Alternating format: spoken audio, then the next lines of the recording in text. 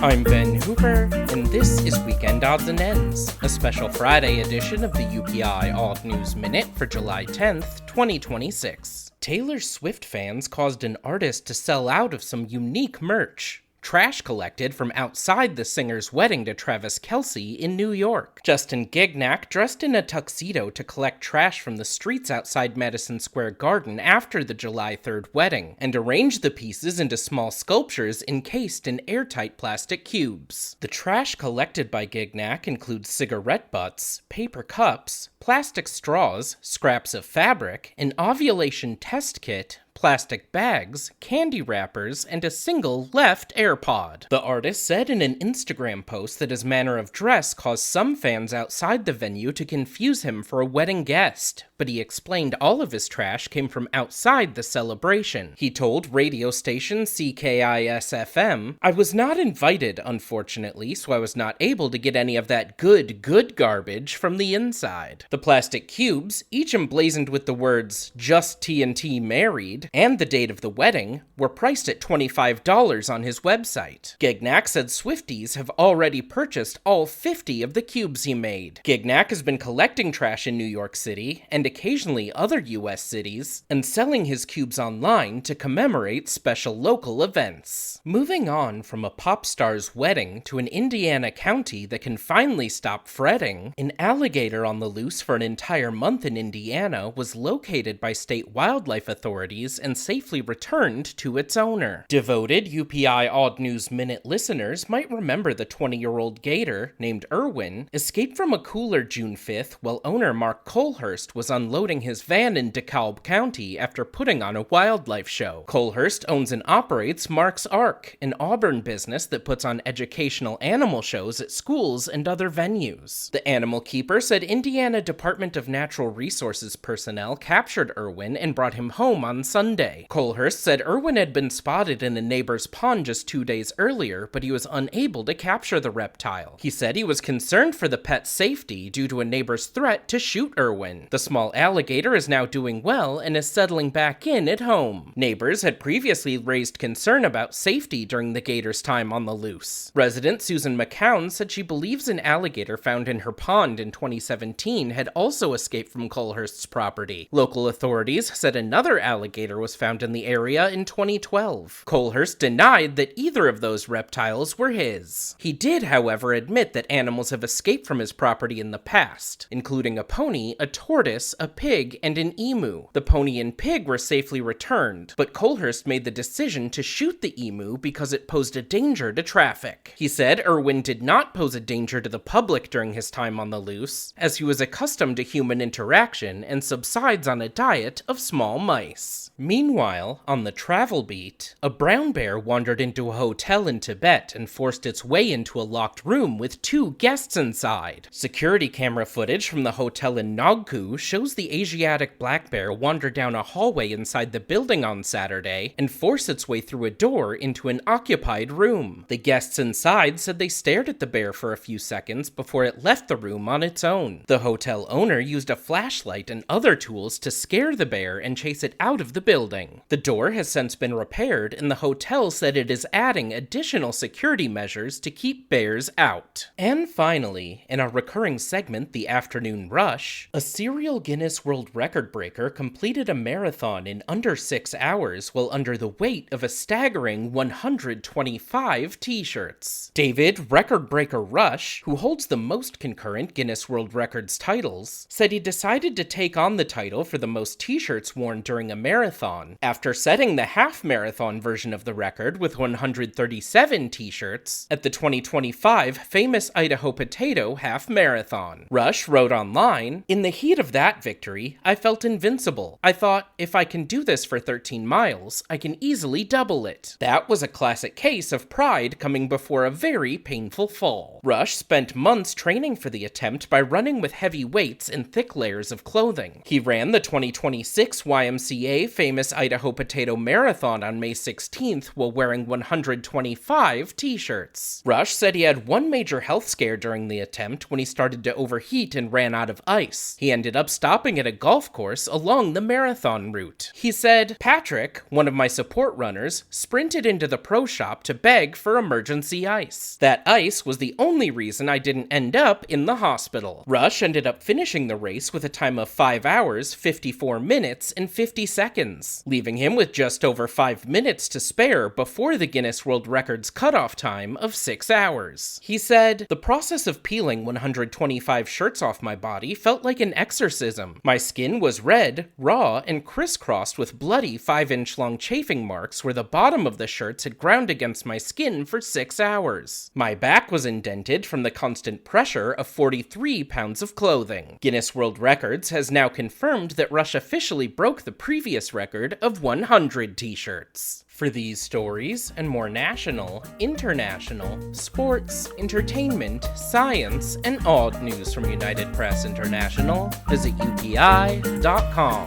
Follow the UPI Odd News Minute on YouTube and TikTok. Would you pay $25 for some celebrity-adjacent trash? Tell us why or why not in the comments.